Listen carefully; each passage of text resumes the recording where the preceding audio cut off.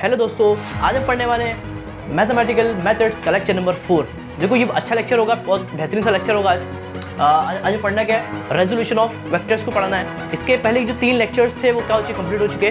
First lecture basic था, second में मैं बात किया ट्रायंगल्स को किस तरह वेक्टर्स किस तरह ऐड किया जाता है, which is triangles law, polygons law. फिर मैंने बात किया क्या, पैरेललोग्राम लॉ। इसके डेरिवेशंस के बहुत इंपॉर्टेंट टॉपिक था, वो अगर आपने किए तो आपको ये जो है वो इजीली समझ में आ जाएगा। तो आपको थर्ड लेक्चर जो उसका है व्हाट लॉ ऑफ पैरेललोग्राम, वो आपको अच्छे से आना चाहिए। अगर वो आपको आएगा तो रेजोल्यूशन वेक्टर्स वगैरह सब में कोई दिक्कत होने वाली नहीं है। तो अगर आपने वो लेक्चर नहीं देखा है तो क्या करेंगे, उसको देख लेंगे, मिलियन एजुकेशन लेक्चर नंबर 3 डाल के तो आपको मिल जाएगा लॉ ऑफ पैरेललोग्राम। तो उसको देख लेंगे। उसके बाद ये जो टॉपिक है वो आपके लिए एकदम सिंपल है, ज़्यादा कुछ है नहीं। कुछ चीज़ें बताऊंगा जो उसके लिए कुछ बेसिक सब वहाँ पे बात कर चुके हैं। यहाँ पे हल्का सा थोड़ा सा समझना है कि किस तरह से वेक्टर को रिजॉल्व किया जाता है, और इसमें ज़्यादा कोई टॉपिक के अंदर है नहीं। तो कैसे हैं आप सब होंगे बढ़िया। और आज हम बात करने वाले हैं क्या, रेजोल्यूशन ऑफ वेक्टर्स के बारे में। तो स्टार्ट करते हैं।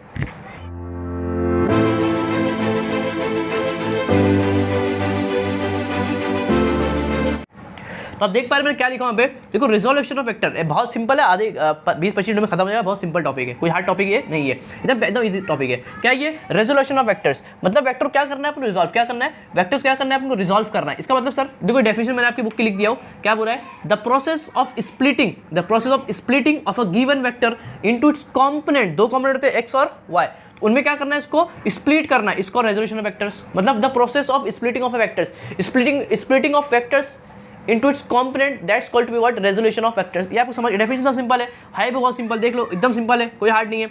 देखो मान लो ये कोई वेक्टर है, ये क्या कोई वेक्टर है, विच इज मान लो ये अपना ए वेक्टर, क्या है अपना ये ए वेक्टर है। देखो मैं जो बुक के अंदर है उसको अभी अभी करेंगे, उससे पहले मैं कुछ चीज़ आपको समझा देता हूँ कि होती क्या है। देखो ये ए वेक्टर क्या है, आपका ए वेक्टर है। तो देख पा रहे कि ये जो ए वेक्टर है वो यहाँ से कुछ एंगल पर है, मान लो ये एंगल थीटा, कितना ये एंगल थीटा है। तो इसके देखो 2 कॉम्पोनेंट दिख रहे हैं, ये ए वेक्टर है, ये थीटा है, ये एक्स एक्सिस है, और ये क्या आपका वाई एक्सिस है। दिख रहा है आपको एक्स एक्सिस वाई एक्सिस, और ये क्या आपका ए। तो आपके ए जो दिख रहा है उसके 2 कॉम्पोनेंट दिख रहे हैं आपको। ए के कितने दिख रहे हैं आपको, 2 कॉम्पोनेंट। ये थीटा है तो इसके बनेंगे एक कॉम्पोनेंट एक्स के अलोंग, और इसका एक कॉम्पोनेंट होगा किसके, वाई के अलोंग। इसे बोलते हैं रेजोल्यूशन ऑफ वेक्टर्स। मतलब जो ए वेक्टर है इसको रिजॉल्व कर दो इसके कॉम्पोनेंट्स के अंदर, मतलब एक्स कॉम्पोनेंट और वाई कॉम्पोनेंट में क्या करना है आपको, इसको रिजॉल्व करना है। मतलब ए वेक्टर होगा, उसका एक कॉम्पोनेंट होगा एक्स के अंदर और एक होगा इसके अंदर वाई के अंदर। तो किस तरफ, इस तरफ एक्स होगा, इस तरफ वाई होगा। मतलब ए के बनेंगे 2 कॉम्पोनेंट, ये होगा ए एक्स और ये होगा इसका ए वाई। मतलब sir component of A in X direction, component of A which is Y direction.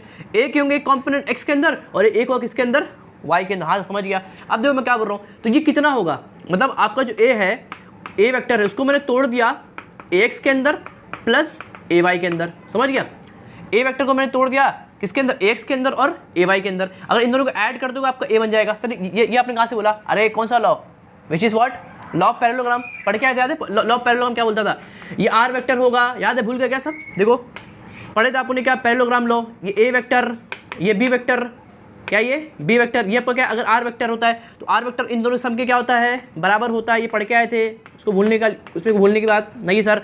ये वेक्टर इन दोनों सम के क्या होता है, बराबर होता है। मतलब ये जो होगा वो इन दोनों के सम के क्या होगा, बराबर होगा। ये आप पढ़ के आ चुके हैं कि ये जो वेक्टर होता है जो बीच से निकलता है वो होता है रिजल्टेंट वेक्टर, वो इन दोनों के सम के क्या होता है, बराबर होता है। एकदम सिंपल। और इसके बने 2 कॉम्पोनेंट, एक एक्स के अंदर और एक वाई के अंदर। अगर जेड होता तो वहाँ भी जेड होता तो बाजू में ए जेड, लेकिन जेड यहाँ पे नहीं है तो इतना लिख देंगे। मतलब ए जो होगा वो एक्स प्लस ए वाई होगा। सर समझ गया सर।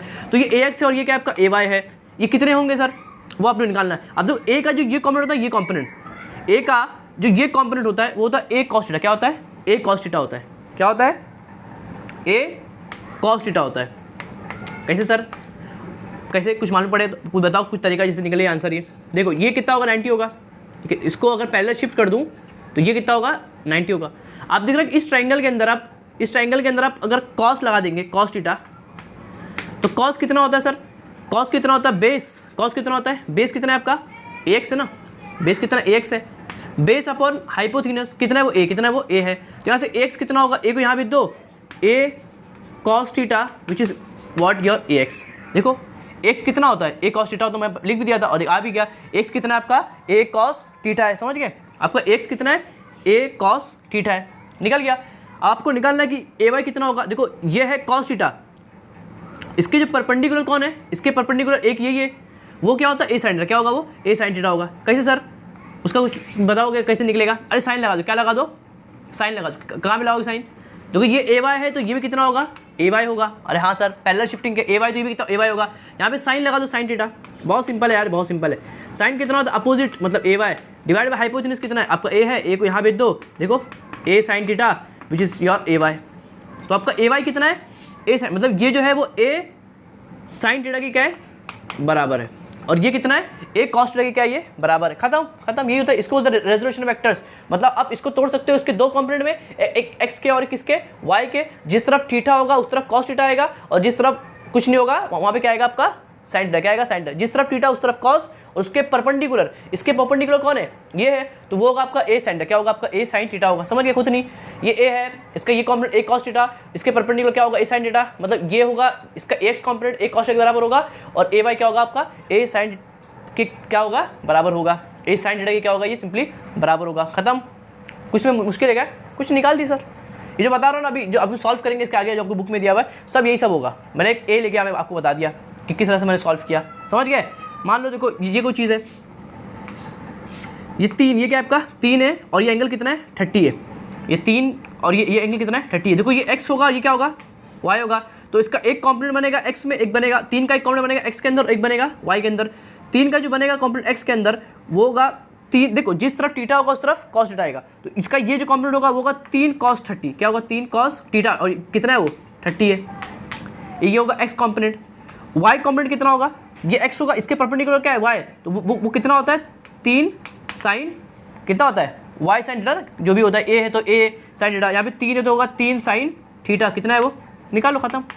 3 हो गया कॉस कितना होता है ये cos 30 कितना होता है √3/2 होता है। मतलब इसका आप सॉल्व कर सकते हो, ये बता नहीं रहा हूँ मैं। और साइन थीटा कितना होता है हाफ होता है, मतलब आंसर आएगा 3/2 और आएगा 3√3/2। समझ गए खत्म। आपको कंपोनेंट को तोड़ना आपको आना चाहिए, कंपोनेंट का तोड़ना आपको आना चाहिए कि ये कंपोनेंट होगा तो इसका x वाला कितना होगा cos थीटा होगा। 3 है तो ये होगा 3 cos थीटा, इसके ये क्या होगा 3 sin थीटा होगा। जिस तरफ थीटा होगा उस तरफ cos थीटा आएगा, और उसके परपेंडिकुलर क्या आएगा 3 क्या आएगा sin थीटा। क्या आएगा sin थीटा। ये है तो ये होगा 3 cos थीटा, ये होगा 3 sin थीटा। कोई भी है, ये r है तो ये होगा r cos थीटा, ये होगा r sin थीटा। समझे। ये a है तो ये होगा a cos थीटा, और इसके परपेंडिकुलर कौन है ये, तो ये होगा a sin थीटा। जिस तरफ थीटा होगा उस तरफ क्या आएगा आपका cos आएगा, तो ये होगा a cos थीटा, इसके परपेंडिकुलर कौन है ये है, तो ये आएगा a sin थीटा। खत्म। समझ गए तो अच्छे से। बस ये सब चीज़ें आपको कैसे निकला मैंने आपको बता दिया, applying cos theta and sin theta. तो ये सब चीज़ें अगर आपको समझ गई है तो आप करते हैं आपके बुक में किस तरह दिया हुआ है उसको क्या करेंगे अपन सॉल्व कर लेंगे। रेजोल्यूशन वेक्टर्स के अंदर अब अपने पढ़ना क्या है, कुछ चीज़ मैं लिख दिया हूँ, उसको डायग्राम बनाता हूँ तो आपकी चीज़ें क्या होगी अच्छे से क्लियर होगी। तो डायग्राम देखेंगे, बहुत इजी डायग्राम है, ज़्यादा हार्ड है नहीं।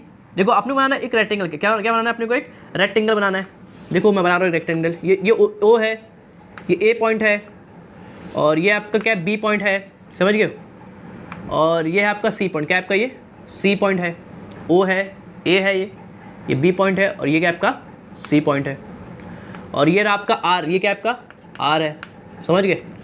इस तरह से कुछ आपको दिया हुआ है। ये एक रेक्टेंगल, क्या है ये आपका एक रेक्टेंगल दिख रहा है आपको। ये देखिए आपको ओ आपका ओरिजिन मान, क्या आपका एक तरह ओरिजिन है। मान लो ये एक्स मेरा क्या, ये एक्स डायरेक्शन है, और ये क्या है मेरा वाई, क्या है मेरा वाई डायरेक्शन। ये एक्स डायरेक्शन, ये वाई डायरेक्शन, ये ए है, A point, B point, C point, मतलब ये 3 वेक्टर से बना हुआ है, A B and C vectors. ये 3 वेक्टर से आपका ये चीज़ें बनी हुई है, ठीक है। ए बी सी, आर क्या आपका रिजल्टेंट वेक्टर, क्या आपका रिजल्टेंट वेक्टर है। ये पूरा एंगल 90 है, और मान लो ये जो एंगल है आर से जो ए का एंगल है वो मान लो आपका अल्फा है, क्या आपका ये एंगल अल्फा है। समझ गए, इतनी चीज़ समझ गए। तो ओ ए सी भी एक क्या रेक्टेंगल, क्या एक तरह का एक रेक्टेंगल है। ओ क्या ओरिजिनेटिंग फ्रॉम ये ओरिजिन है, क्या आपका ओरिजिन है। देखो मैं कुछ यहाँ पे लिख दिया हूँ तो आप देख भी सकते हो। क्या लिखा हूँ, consider a vector R which is OC. OC आपका क्या है आर वेक्टर है। इसे आप लिखेंगे ताकि मैं बता रहा हूँ बोर्ड में आपको किस तरह लिखेंगे, पेपर्स के अंदर आप कैसे लिखेंगे वो मैं आपको बता रहा हूँ अच्छे से एकदम। Originating from the origin, origin चालू हुआ है विच इज ओ है, ऑफ रेक्टेंगल दिख रहा है, कोऑर्डिनेट दिख रहा है, द कॉम्पोनेंट ऑफ आर। देखो आर के बनेंगे 2 कॉम्पोनेंट, इसे अभी आप जान गए कि आर के बनेंगे 2 कंपोनेंट, एक x के अंदर और एक y के अंदर। तो r का बनेगा एक कंपोनेंट x के अंदर विच इज rx, क्या होगा वो सिंपली वो rx होगा, और एक क्या होगा आपका ry, क्या होगा आपका एक ry होगा। इसका मतलब कि r एक x के अंदर बनेगा और एक क्या बनेगा y के अंदर। इसके बनेंगे 2 कंपोनेंट, एक x के अंदर और एक किसके अंदर y के अंदर। x के अंदर होगा rx, y के अंदर होगा आपका सिंपली ry। एक कंपोनेंट x के अंदर, एक कंपोनेंट y के अंदर। इतना कुछ समझ में आ गई सर। तो वही बोला हूँ कि rx होगा x डायरेक्शन के अंदर और ry होगा y डायरेक्शन के अंदर।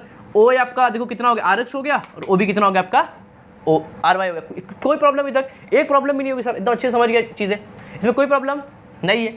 अब देखो अब इसका ही कैसे करेंगे, एकदम सिंपल है, कोड करने की जरूरत नहीं है। एक होगा आर एक्स, एक होगा आर वाई। मतलब मैं अगर लिखूँ आर वेक्टर को, आर जो वेक्टर है उसके दो कंपोनेंट है, एक आर एक्स और एक क्या है, आर वाई। हाँ सर तो समझ गए। ये कहाँ से आपने लिख लिए, ये जो होगा वो इन दोनों के बराबर होगा। क्यों बराबर होगा, अरे अभी पढ़ के आए कौन सा law, law of parallelogram, law of parallelogram. A vector याद है अभी पढ़ के आए, बी वेक्टर, ये होगा आपका आर वेक्टर, तो आर वेक्टर इन दोनों के सम के क्या होता है, बराबर होता है। मतलब ये जो होगा वो इन दोनों के सम के क्या होगा, बराबर होगा। From what, parallelogram law. कहाँ से लिखेंगे, पैरेललोग्राम, कहाँ से लिखेंगे, पैरेललोग्राम से, विच इज पैरेललोग्राम लॉ। ये पढ़ चुके कि जो आर वेक्टर होता है वो इन दोनों के सम के क्या होता है, बराबर होता है। मतलब जो 20 से निकलता है वो इन दोनों के सम के क्या होता है, बराबर होता है। वो आप लिख लिए। हाँ सर ये सिंपल है। अगर मैं इसको ऐसा लिखूँ, आर वेक्टर को, आपको मालूम है एक्स डायरेक्शन को आप आई कैप भी बोल सकते हैं, याद है मैं बताया था ना, आई कैप। आप एक्स डायरेक्शन को आप आई कैप भी बोल सकते हो। क्या बोल सकते हो, आई कैप। किसको, एक्स डायरेक्शन को। देखो ये सब चीज़ें बता रहा हूँ, तो बेसिक चीज़ें बता रहा हूँ आपको। देखो एक्स डायरेक्शन, वाई और ये जेड, तो एक्स को बोल दो आप आई कैप, इसको बोल दो आप जे कैप, और इसको बोल दो आप के कैप। कोई बुराई वाली बात नहीं है सर। एक्स को आप बोल दो आई कैप, वाई को बोल दो जे कैप, जेड को बोल दो के कैप। ये है क्या, आई जे कैप आर यूनिट वेक्टर्स। आपको मालूम होगा, फर्स्ट लेक्चर बता चुका हूँ कि आई कैप, जे कैप, के कैप क्या होते हैं, यूनिट वेक्टर होते हैं। आप एक्स बोलो या आई बोलो बात एक ही है, आप वाई बोलो जे बोलो बात एक ही है, आप जेड बोलो या फिर के बोलो बात एक ही है। आप बोलो दो आई के अंदर जाओ, मतलब दो एक्स डायरेक्शन के अंदर दो जाना है, समझ। इस तरह से एक्स वाई जेड को हम बोलते हैं आई जे के कैप। तो अगर मेरे को चीज़ों को लिखना है वेक्टर फॉर्म के, किसमें लिखना है मेरे को, वेक्टर फॉर्म के अंदर लिखना है, तो आप ऐसा लिख देंगे, जहाँ एक्स होगा ना वहाँ डाल दो आई कैप, क्या डाल दो, आई कैप डाल दो, कुछ नहीं करना है आपको। और जहाँ वाई वहाँ डाल दो जे कैप, क्या डाल दो, जे कैप। मतलब आर एक्स आपका आई कैप के अंदर है, मतलब एक्स के अंदर है, और आर वाई आपका कहाँ है, वाई के अंदर, मतलब जे के अंदर है। और कुछ प्रॉब्लम नहीं। जहाँ जो एक्स होता है वो आई होता है, जो वाई होता है वो जे होता है। एक्स मतलब आई मतलब एक्स डायरेक्शन के अंदर, और जे मतलब वाई डायरेक्शन के अंदर। और कोई प्रॉब्लम नहीं है सर, खत्म, इतना हो गया। ये आपका वेक्टर फॉर्म, क्या आपका ये इस तरह का वेक्टर फॉर्म में आपने चीज़ों को लिख दिया। समझ गया था यहाँ तक, हाँ सर इतना समझ गया। अब मैं कुछ चीज़ें अभी बाजू में दिखा दूँ आपको, कुछ चीज़ें कि ये आर एक्स कितना होगा। आप तो पढ़ चुके हो, आप पढ़ चुके हो कि कितना होगा, पढ़ चुके हो ना। मान लो एंगल कितना है, ये पूरा एंगल थीटा मान लो 90 दिख रहा है, लेकिन सर कितना दिख रहा है अपने को, 90 दिख रहा है। तो इस एंगल को अगर अल्फा मानोगे, क्या मानना है, अल्फा मट्टा मानना है। आपके बुक के अंदर थीटा क्या दिया, वो थीटा दिया, तो थीटा मानिए। चलो भैया अलग का क्यों लेने का, क्या दिख रखा है, थीटा क्या दिख रखा है आपका, ये थीटा दिख रखा है। तो मान लो कितना थीटा, क्या है आपका, थीटा है। अब बुक में थीटा दिया तो थीटा ले लिया मैंने। आर है तो आर का ये कॉम्पोनेंट कितना होगा, आर कॉस थीटा। पढ़ चुके हैं, जिस तरफ थीटा होता है उस तरफ कितना होता है, कॉस थीटा होता है। ये आर है, जिस तरफ थीटा होगा उस तरफ क्या होगा, कॉस थीटा। क्या होगा, कॉस थीटा होगा। मतलब ये जो होगा आर का ये कॉम्पोनेंट कितना होगा, आर कॉस थीटा। क्या होगा, ये सिंपली आपका आर कॉस थीटा होगा। देख लो, आर कॉस थीटा होगा। आर का ये कॉम्पोनेंट कितना होगा, आर कॉस थीटा होगा, और वो आर एक्स के क्या होगा, बराबर होगा। एकदम सिंपल। इसके परपेंडिकुलर क्या होगा, ये होगा, which is equal to what, r sine theta. क्या होगा, वो आर साइन थीटा क्या होगा, बराबर होगा आर वाई। समझ गया ना। इसके बनेंगे दो कंपोनेंट, एक एक्स के अंदर और एक वाई के अंदर। जिस तरफ थीटा होगा उस तरफ कॉस थीटा आएगा, और उसके परपेंडिकुलर क्या आएगा, आर साइन थीटा आएगा। ये कहाँ से आएगा, आपको ऐसा नहीं लिखना है वरना आपके नंबर कट जाएंगे। आपने पढ़ चुके हैं, हाँ ऐसा अपने मालूम पड़ गया। जिस तरफ थीटा होता है उस तरफ कॉस आता है, और उसके परपेंडिकुलर क्या आता है, कभी भी साइन थीटा आता है। मतलब ये होगा आर कॉस थीटा, इसके परपेंडिकुलर क्या होगा, आर साइन थीटा होगा। ये सबको मालूम है सर, आपने पढ़ चुके। लेकिन कैसे दिखाएंगे, बोर्ड वाले को दिखाएंगे, ऐसा निकाल देंगे कि इन ट्राइंगल, क्या लिखेंगे, इन ट्राइंगल ओ सी ए के अंदर, ओ सी ए के अंदर लगा दो क्या, कॉस चाहिए लगा, जो चाहिए वो लगा दो, कॉस चाहिए लगा दो कॉस थीटा। कॉस कितना होता है, एडजेसेंट। एडजेसेंट क्या होता है, एडजेसेंट मतलब आपका ओ ए है, ओ ए डिवाइडेड बाय हाइपो कितना है आपका, ओ सी कितना है आपका, ओ सी है। और आपका ओ ए कितना है, आर एक्स बोले थे आप उनने, और आपका ओ सी कितना आर है, क्या आपका आर है। आर को यहाँ भेज दो, देखो r cos theta which is equal to your r x. समझ गए, सिंपल एकदम। इसी तरह से आप लगा दो साइन, क्या लगा दो, साइन थीटा लगा दोगे। तो साइन क्या होता है, अपोजिट, मतलब ए सी, मतलब ए सी या फिर सी ए डिवाइड बाय हाइपो कितना आपका, ओ सी है। हाँ सर एकदम सिंपल। और ये देखो, ये वाई, ये आर वाई है, तो ये भी कितना होगा, आर वाई होगा। Parallel shifting R Y divide by O C कितना आपका, आर है। तो आपका सिंपली यहाँ पे निकल गया कि आपका आर वाई जो है वो कितना आपका, आर साइन थीटा है। आपको दिख रहा होगा, मुझे उम्मीद है देख रहे, आर वाई कितना आपका, आर साइन थीटा। देखो सिंपल सॉल्व हो गया आपका, आर वाई भी आपका निकल गया, और आपका कहाँ गया, ये आर एक्स भी आपका निकल गया, आर एक्स भी आपका निकल गया। देखो आर एक्स भी निकल गया, और आर वाई भी निकल गया। आर एक्स है r cos theta, r y r sine theta, जो मैंने ऊपर लिख भी दिया था, और आप इस तरह से निकाल भी सकते हो। निकाल दिया इसको भी, मतलब आपका जो आर एक्स है वो निकल चुका है, आर वाई भी आपका निकल चुका है। ये तो वेक्टर फॉर्म, ये क्या आपका वेक्टर फॉर्म है, आपको लिखना है। और ये दो चीज़ मैंने आपको निकाल दिया। अब आप क्या करेंगे पता है, आप कर दो क्या, आप इन दोनों को स्क्वायर करके ऐड कर लो। क्या कर लो, इन दोनों को स्क्वायर करके क्या कर लो, ऐड कर लो। इसको बोल दो इक्वेशन नंबर फर्स्ट, इसको बोल दो सेकंड, और इसको बोल दो थर्ड। क्या बोल दो इसको, थर्ड बोल दो। सब टाइम पास है, क्वेश्चन करते हो आपको सब दिमाग में लगाएंगे, बुक में है तो मैं बता रहा हूँ आपको। ये सेकंड और ये थर्ड है, इन दोनों को स्क्वायर करके ऐड कर दो। क्या कर दो, स्क्वायर करके ऐड कर दो। स्क्वायर करेंगे तो ये हो जाएगा, देखो क्या करेंगे, स्क्वायर क्या, इसको बता दो, क्या इसको बता देता हूँ, थोड़ा सा साफ दिखे।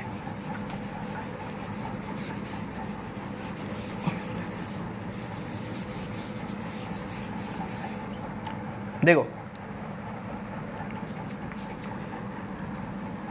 मैं यहां लिख रहा हूं, तो इन दोनों क्या करेंगे, स्क्वायर करके ऐड कर देंगे। स्क्वायर करेंगे, देखो squaring equation second and third and add, क्या करना है, उन दोनों को ऐड कर लेना है, समझ गए। तो स्क्वायर करेंगे तो ये हो जाएगा आर स्क्वायर, क्या हो जाएगा, r square cos square theta, और वहाँ करेंगे कितना हो जाएगा, आर स्क्वायर, कितना हो जाएगा वो, r square sine square theta. समझ रहे हो, इसको स्क्वायर क्या दोनों को ऐड कर रहा हूँ, तो ये स्क्वायर प्लस ये स्क्वायर प्लस ये स्क्वायर, और ये होगा आर एक्स का स्क्वायर प्लस आर वाई का स्क्वायर। देखो दिख रहा है कि यहाँ पे आर स्क्वायर कॉमन निकल रहा है, तो आर स्क्वायर निकाल लो कॉमन, तो बचेगा क्या आपका कॉस स्क्वायर थीटा, और बचेगा क्या आपका sine square theta is equal to what, r x का स्क्वायर प्लस आर वाई का स्क्वायर। ये कितना हो गया, 1 हो गया, मतलब का जो आर स्क्वायर है वो कितना हो गया, आर एक्स का स्क्वायर प्लस आर वाई का स्क्वायर हो गया। समझ गया अच्छे से, मतलब आर कितना होगा आपका अंडर रूट आर एक्स का स्क्वायर प्लस आर वाई का स्क्वायर हो गया। आर स्क्वायर इतना, तो आर कितना होगा अंडर रूट आर एक्स का स्क्वायर प्लस आर वाई का square which is your r. R आपका निकल गया। आर क्या सर, मैग्नीट्यूड, क्या ये मैग्नीट्यूड, ये क्या आपका मैग्नीट्यूड है, मैग्नीट्यूड ऑफ आर वेक्टर। ये आर वेक्टर का क्या है आपका, बता ना, मैग्नीट्यूड को आप ऐसा लिखो या सिर्फ ऐसा लिख दो, मतलब ये आर आपका क्या है मैग्नीट्यूड है, इस आर वेक्टर का क्या ये मैग्नीट्यूड है। ये इसका वेक्टर फॉर्म है, क्या इसका वेक्टर फॉर्म। वेक्टर्स की वेक्टर बाद दो चीज़ होती है, एक होता है मैग्नीट्यूड और एक होता है डायरेक्शन। उसको क्या करेंगे आप निकालेंगे। ये आपका निकल गया क्या मैग्नीट्यूड, क्या निकल गया आपका मैग्नीट्यूड निकल गया। और इसको आप इससे पहले के लेक्चर में अपन कर चुके हैं, मालूम है किए थे इसको अपन उसके पहले लेक्चर में कर चुके हैं, वही चीज़ लिखा हुआ मैंने, आपको याद रहा क्या। देखो इसको आप पढ़े थे, ये आर वेक्टर था, ये क्या था आपका ए वेक्टर था, ये क्या था आपका बी वेक्टर था, याद है, भूल गए सब। ये बी वेक्टर, मैं बताता आपको आर निकालना है, क्या निकालना है, आर मतलब इस जो आर वेक्टर उसका निकालना है मॉड, क्या निकालना है मॉड मतलब मैग्नीट्यूड निकालना है। तो फॉर्मूला क्या था याद है, under root A square plus B square plus 2ab cos theta, मतलब A square plus B square plus 2 cos theta. और लेकिन यहाँ पे एंगल कितना है, इसका थर्ड के साथ करो। वहाँ में कहा था केस 1 केस 2 केस 3, तो केस 2 शायद ये क्या है केस 2 है, जो एंगल कितना 90 होता है, यहाँ पे एंगल तो कितना है 90 है, एंगल कितना है 90, और कॉस 90 कितना होता है 0, तो ये पूरा होगा 0। तो आर कितना आपका देखो जरा, आर कितना आया under root A square plus B square.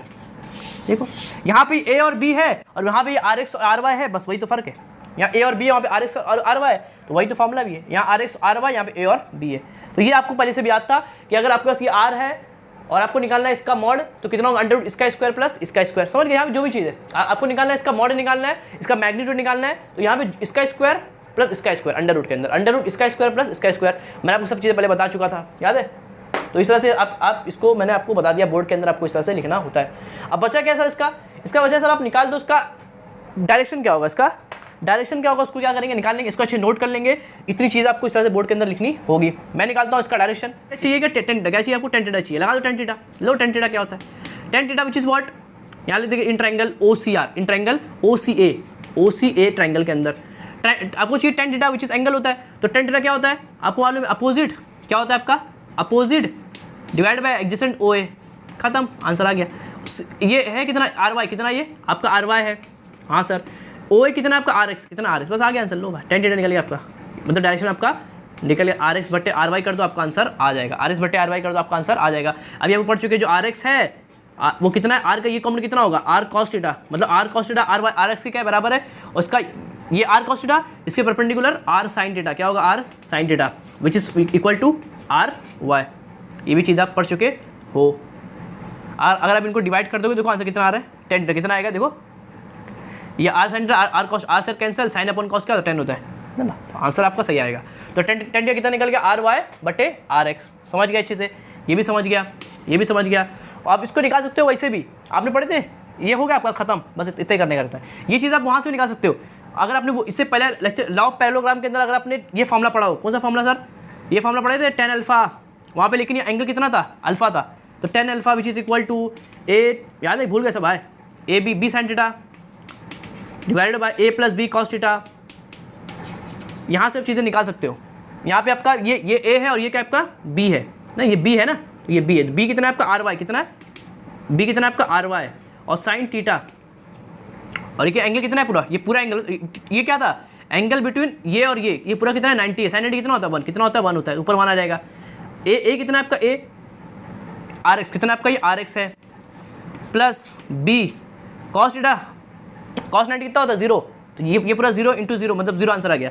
मतलब ऊपर बचेगा आपका आर वाई, नीचे बचेगा आपका आर एक्स, देखो खत्म, वही आएगी नहीं। अब लेकिन यहाँ पे बोले अल्फा थीटा ये कैसा, अरे वहाँ पे अपने अल्फा लिए थे, यहाँ पे आपने क्या लिए थीटा लिए, और कोई फर्क नहीं है। देखो आर वाई बटे आर एक्स आ गया आंसर, समझ गए।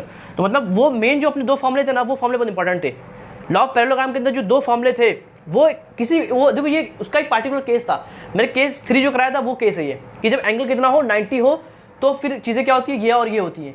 अगर एंगल यहाँ पे 90 ना हो, तो अगर ये वेक्टर और ये वेक्टर का एंगल अगर 90 ना हो, कुछ और एंगल हो, तो फिर फॉर्मुले, तब आप ये सब नहीं कर सकते हो। तो आपको लगाना पड़ेगा वही formula √a² + b² + 2b cos theta, magnitude निकालने के लिए, और उसका डायरेक्शन निकालने के लिए लगाएंगे आप b sin theta divide by a + b cos theta which is when the angle is not 90, या एंगल 90 तो आप ये लगा पा रहे हो, समझ लो। वो बहुत इंपॉर्टेंट लेक्चर था, तो इतना आप नोट कर लेंगे और चीज़ आपकी क्या हो जाएगी, इजीली खत्म हो जाएगी। इतना आपका बुक के अंदर आपको इस तरह लिखना होगा कि जो वेक्टर होगा वो इस तरह लिखेंगे, उसका मैग्नीट्यूड इस तरह लिखेंगे, उसका डायरेक्शन आप इस तरह से लिखेंगे। कोई लफड़ा इसके अंदर सर नहीं सर, एकदम खत्म। मतलब आपके पास अगर ये वेक्टर है, आपके पास ये वेक्टर है, उसका मॉड निकाल तो क्या करेंगे इसका स्क्वायर प्लस इसका स्क्वायर, और आपको अगर डायरेक्शन निकालना है तो करेंगे आर वाई बटे आर एक्स, समझ गए, एकदम सिंपल। इसको आप नोट कर लेंगे, और यहाँ से ज़्यादा क्वेश्चन आते भी नहीं है। आप सोचोगे यहाँ से मतलब कुछ ज़्यादा क्वेश्चन यहाँ से आते भी नहीं है।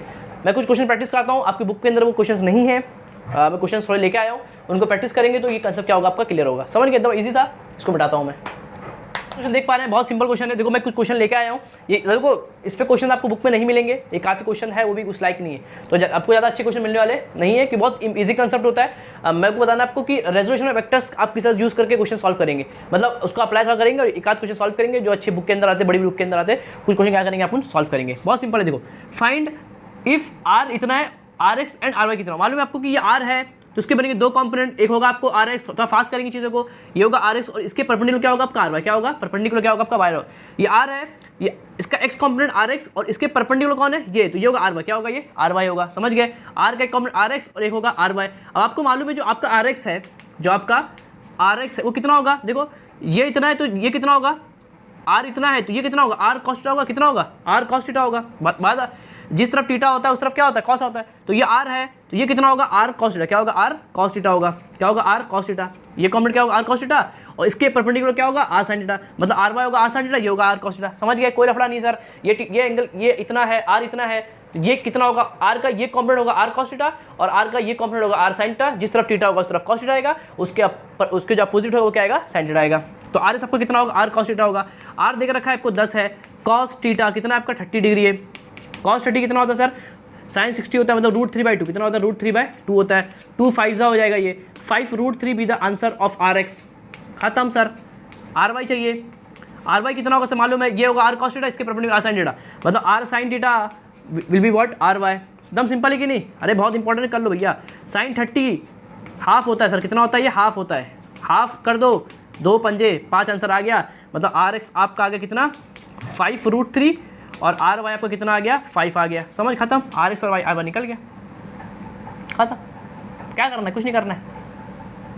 तो एक क्वेश्चन सॉल्व हो गया, अभी करते हैं एक आध और क्वेश्चंस। देखो मैं इसको आगे और कर सकता हूँ, मतलब कैसा सर, मतलब मान लो ये जो आर वेक्टर होगा, इनके दो कॉम्पोनेंट बने, एक बना आर एक्स वाला और एक बनेगा आर वाई। ये जो होगा वो इन दोनों के सम के बराबर होगा, खत्म सर। आर कितना देखो मतलब इस तरह से आप इसको लिख सकते हैं, आर एक्स कितना है आपको वो लिख देंगे, आर वाई कितना लिख देंगे, तो आप कर सकते हो, मतलब करने की जरूरत नहीं है, आप यहीं तक आप चीज़ों को करेंगे। तो सिंपल था, इसको बताता हूँ, इस तरह क्वेश्चन आप कर सकते हो। इसमें कोई दिक्कत नहीं आएगा।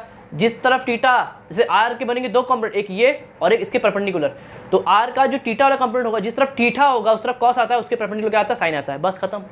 समझ की चीज़ें तो अच्छी समझ गए। कुछ और क्वेश्चन करना है, इसको बढ़ाते हैं। फिर आप देख पा रहे हैं बहुत प्यारा क्वेश्चन है। ये बोले सर ये क्या है सर, डायग्राम इतना हार्ड दिख रहा है। देखो बहुत प्यारा क्वेश्चन है, आपको अच्छी बुक में मिलेगा।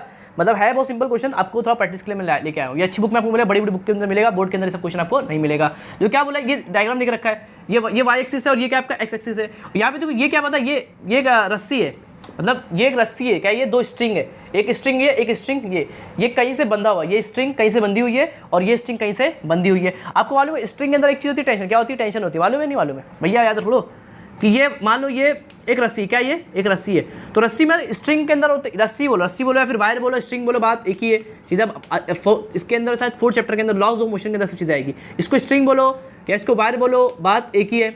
हाँ सर समझ गए। तो मालूम वायर के अंदर खिंचाव होता है, क्या होता है, खिंचाव होता है। कोई देखेगी नहीं वायर कभी, एक ऐसी वायर रखे रहे, एक कोई वायर है और इसमें नीचे मास क्या लगा हुआ, नीचे मास लगा हुआ है। एक वायर को नीचे खींचेंगे, जब वायर को खींचे उसमें एक स्ट्रिंग क्या आता है, एक स्ट्रिंग को जब अगर स्ट्रेच करोगे, जब खींचोगे तो उसके अंदर क्या आता है, एक खिंचाव आता है कि नहीं, खिंचाव से खिंचाव महसूस होता है। खिंचाव का बोलते हैं टेंशन, क्या बोलते हैं इसको, टेंशन बोलते हैं। क्या बोलते हैं, टेंशन बोलते हैं। मतलब सर दो एग्जांपल अगर मैं लूँ, मान लो एक ये मास है, एक रस्सी ये है, एक वायर ये है और एक वायर ये है। इस पर मास रखा है आपको पास 5 kg का और इस पर रखा है आपका 10 kg का मास रखा हुआ है। दोनों सेम वायर है, दोनों पे वेट अलग अलग है। किस वायर के अंदर खिंचाव ज़्यादा होगा, किस वायर के अंदर खिंचाव, वायर बहुत ज़्यादा खींच रहा होगा, किसके अंदर, उसके अंदर। इसका मतलब कि जो वायर जो खिंचाव है ना, उसको क्या उसको टेंशन बोलते हैं। वायर के अंदर जो खिंचाव आता है ना, वेट की वजह से, लोड की वजह से वायर के अंदर जो खिंचाव आता है उसको क्या बोलते हैं, टेंशन। क्या बोलते हैं उसको, टेंशन बोलते हैं। मतलब इसके अंदर टेंशन ज़्यादा है, इसके अंदर टेंशन क्या थोड़ा सा कम है, खत्म। वायर के अंदर एक चीज़ आता है, उसका नाम होता है टेंशन। टेंशन मतलब क्या, खिंचाव, कि वायर के अंदर वेट की वजह से उसके अंदर जो खिंचाव आता है, जो एक्सटेंशन आता है, उसको क्या बोलते हैं, टेंशन। क्या बोलते हैं उसको, टेंशन बोलते हैं। समझ गया टेंशन, हाँ से समझ गए। देखो तो एक टेंशन, ये मास, ये क्या है, कोई एक मास है, तो एक मास से एक रस्सी बंधी हुई, मतलब उसमें होगा टेंशन। एक मास से एक और रस्सी बंधी है, उससे अब देखो रस्सी चेंज, तो वायर चेंज होगा तो टेंशन में क्या होगा, अलग, ये अलग वायर, ये अलग वायर, टेंशन क्या होंगे, अलग अलग होंगे। तो ये टेंशन T1 और ये क्या होगा आपका टेंशन T2। ये एक्स एक्सिस से एंगल कितना बना रहा है, 37 एंगल बना रहा है और ये बना कितना, 53 एंगल बना रहा है। समझ गए sir. Find the tension component of T1 and T2। तो T1 के बनेंगे दो कॉम्पोनेंट, एक होगा T cos थीटा और एक होगा T sin थीटा, एक होगा T cos थीटा और एक होगा T sin थीटा। खत्म, कुछ करना नहीं है, बहुत सिंपल है यार, बहुत सिंपल है। देखो तो उसका बनेगा एक ये कॉम्पोनेंट, देखो इसका बनेगा एक ये कॉम्पोनेंट, देखो ऐसा दिया भाई, ये T1 है, ये एंगल कितना 37 है, तो उसके बनेंगे एक ये कॉम्पोनेंट और एक इसके परपेंडिकुलर कॉम्पोनेंट, एक एक्स के अंदर और एक वाई के अंदर। जिस तरफ थीटा होगा उस तरफ कॉस बनेगा, मतलब ये बनेगा T cos थीटा। क्या बनेगा, T1 cos थीटा बनेगा। T1 cos एंगल कितना है 37, कितना है 37। सर ये कितना होता है, ये क्या है, एक्स डायरेक्शन के अंदर, क्या ये tension in T1 in X direction के अंदर, क्या ये टेंशन 1 इन एक्स डायरेक्शन, कितना है आपका T1 cos 37। सर ये 37 कैसे निकलेगा, ये तो याद ही नहीं है। तो देखो एक बहुत फेमस ट्रायंगल है, ये आपको NCERT बुक के अंदर या फिर दूसरी बुक के अंदर आपको दिखेगा। ये बहुत फेमस 3 4 5, क्या है 3 4 5 वाला ट्रायंगल। ये 5 होता है, मान लो ये 3 और ये कितना है 4 है। 37 के अपोजिट एंगल होता है 37, कितना होता है 37 होता है। 4 के अपोजिट होता है 53, कितना होता है 53 होता है। 3 के अपोजिट 37, 4 के अपोजिट 53। समझ गए सर। आपने चाहिए कितना cos 37, कितना चाहिए cos 37, तो कितना होगा cos 37 कितना होगा, cos कितना होता है ये 90, यहाँ पे cos क्या होगा एडजेसेंट, cos क्या होगा आपके लिए एडजेसेंट, मतलब 4 एडजेसेंट बाय हाइपोथिन्यूस। हाइपो कितना है आपका 5, कितना है 5 है, मतलब कितना आएगा 4/5, कितना आएगा 4/5 आएगा। T1 4/5, मतलब आंसर कितना आया है 4 T1/5 in tension in x component. इसे हम निकालेंगे tension in y, tension in 1 y component, मतलब इसका एक कॉम्पोनेंट बनेगा ऊपर की तरफ, टेंशन 1 इन वाई, कितना होगा वो T cos theta T sin theta, कितना होगा वो T sin थीटा, कितना होगा T sin थीटा। ये T1 है ना, तो T1 sin थीटा होगा, खत्म। T1 ले लो और sin कितना होगा वो एंगल, हाँ सर ये एंगल कितना होगा, ये दिक्कत आ गया ना, sin थीटा ना, sin क्या T1 sin थीटा, एंगल कितना है ये T cos थीटा और ये T sin थीटा, ये T cos थीटा, इसके perpendicular T sin theta, angle कितना है 37, तो भी कितना होगा 37 होगा, खत्म। T1 sin 37 कितना होगा, sin 37 निकालो, कितना होगा 3/5, कितना होगा 3/5, अपोजिट बाय अपोजिट 3/5, तो ये 3/5, मतलब आया answer 3 T1/5 which is your tension in y T1 in y direction, मतलब t के बनेंगे दो कंपोनेंट, एक Tx और एक बनेगा T1y, ये होगा 4T1/5, ये होगा 3T1/5। समझ गया?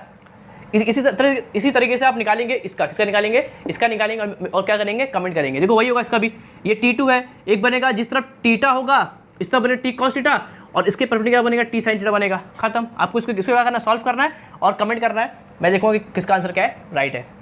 तो इस तरह आप क्या करेंगे, क्वेश्चन क्या करेंगे, सॉल्व करेंगे। ये अच्छे क्वेश्चन से आपको बड़ी बड़ी बुक के अंदर, एंट्रेंस एग्जाम के अंदर और जगह पे आपको चीज़ें दिख जाएगी। अच्छा था, कोई लफड़ा नहीं था। जिस तरफ थीटा उस तरफ कॉस, उसके परपेंडिकुलर साइन, जिस तरफ थीटा उस तरफ कॉस और उसके परपेंडिकुलर साइन थीटा। काम खत्म सर। ये ट्रायंगल याद रखना बहुत इंपॉर्टेंट होता है। और बता टेंशन क्या होता है, स्ट्रिंग के अंदर क्या आता है, टेंशन आता है कब जब उस पर क्या लगाया जाए, लोड लगाया जाए। क्या लगाया जाए, लोड लगाएंगे तो उस पर क्या आएगा, टेंशन आएगा। ये सब चीज़ आप समझ गए, हाँ सर समझ गए, अच्छे मज़ा आया।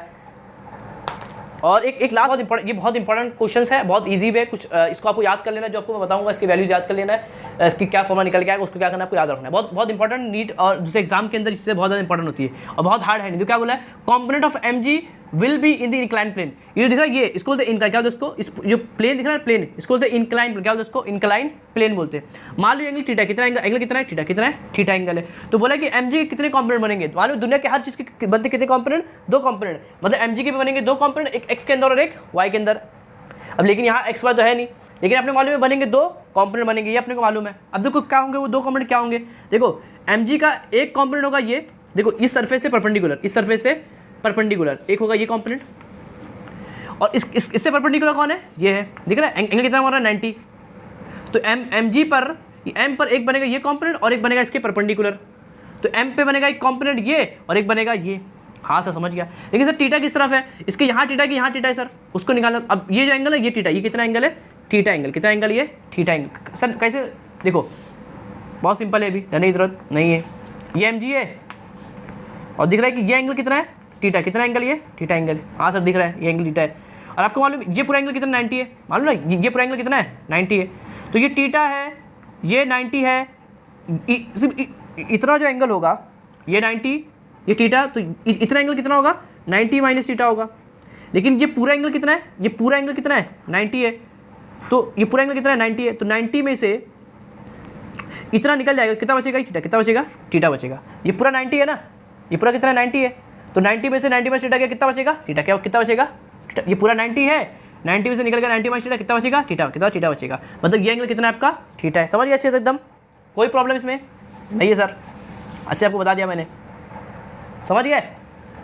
तो ये एंगल कितना है, ये एंगल कितना है आपका, थीटा, कितना है, थीटा है। तो mg का बनेगा एक इस तरफ component which is mg cos theta और इसके परपेंडिकुलर कौन है, ये है। तो ये होगा mg sin थीटा, क्या होगा, mg sin थीटा होगा। खत्म। मतलब mg के बनेंगे दो कंपोनेंट, एक mg cos sin थीटा और एक mg cos थीटा। समझ गया। एक इससे परपेंडिकुलर और एक इस तरफ बनेगा, दो कंपोनेंट बनेंगे। आपको याद हो जाना चाहिए अभी तक, समझ गया। याद कर लो भाई, इसको बहुत अच्छे से याद कर लो, बहुत इंपॉर्टेंट है ये। अगर m है, नीचे कितना लग रहा है mg, तो उसका बनेगा एक कंपोनेंट ये और एक बनेगा कंपोनेंट ये होगा, ये एंगल कितना होगा, थीटा होगा। तो जिस तरफ थीटा उस तरफ कितना आता है, cos थीटा, क्या आता है, जिस तरफ थीटा उस तरफ cos थीटा। उसके परपेंडिकुलर कौन है, ये, तो वो होगा mg sin थीटा, क्या होगा, mg sin थीटा होगा। समझ गया। दो कंपोनेंट mg cos थीटा और mg sin थीटा होगा। खत्म। तो इसको क्या करना है, आपको याद रखना है, बहुत इंपॉर्टेंट है। तो आज तक काफ़ी है, मैंने आपको बता दिया इसके बहुत सारे कंसेप्ट, ऐसे कंसेप्ट जो इंटर एग्जाम के अंदर आते हैं, दूसरे बड़े बड़े एग्जाम्स के अंदर ये सब चीज़ें आती है, वो मैंने आपको बता दिया। बोर्ड की चीज़ें सब बोर्ड का जितना सब कवर हो गया है। कुछ ये जो उसका बेसिक जो मैं था उसको मैंने आपको शुरू में बता दिया था, वही बोर्ड के अंदर आता है। और सब तो एंटर एग्जाम या दूसरे बोर्ड के अंदर अच्छे क्वेश्चन है सब, ठीक है। तो ये सब क्या कर सकते हैं, आप प्रैक्टिस करेंगे, अपने कंसेप्ट को बिल्डअप करेंगे, वो ज़्यादा इंपॉर्टेंट है। अब एक आध क्वेश्चन सॉल्व करके बोर्ड में कोई मतलब नहीं है। चीज़ों कंसेप्ट को क्या करो, बिल्डअप करो। रेजोल्यूशन वेक्टर हर क्वेश्चन के अंदर क्या होगा, यूज होगा। जहाँ देखो कंपोनेंट करना, जहाँ एक mg है, मैंने दो कंपोनेंट कर दिया। जहाँ कोई चीज़ आएगी उसके दो कंपोनेंट करना आपको आना चाहिए। सिर्फ क्या इंपॉर्टेंट है, जिस तरफ थीटा उस तरफ cos थीटा और उसके परपेंडिकुलर sin थीटा। ये क्या था, इंपॉर्टेंट था। तो आज से काफ़ी है। अगर आपको कोई डाउट क्या करेंगे, कमेंट करेंगे। तो आज से काफ़ी है। मैं मिलता हूँ उसके नेक्स्ट लेक्चर में। जब तक पढ़ाई करते रहिए। All the best.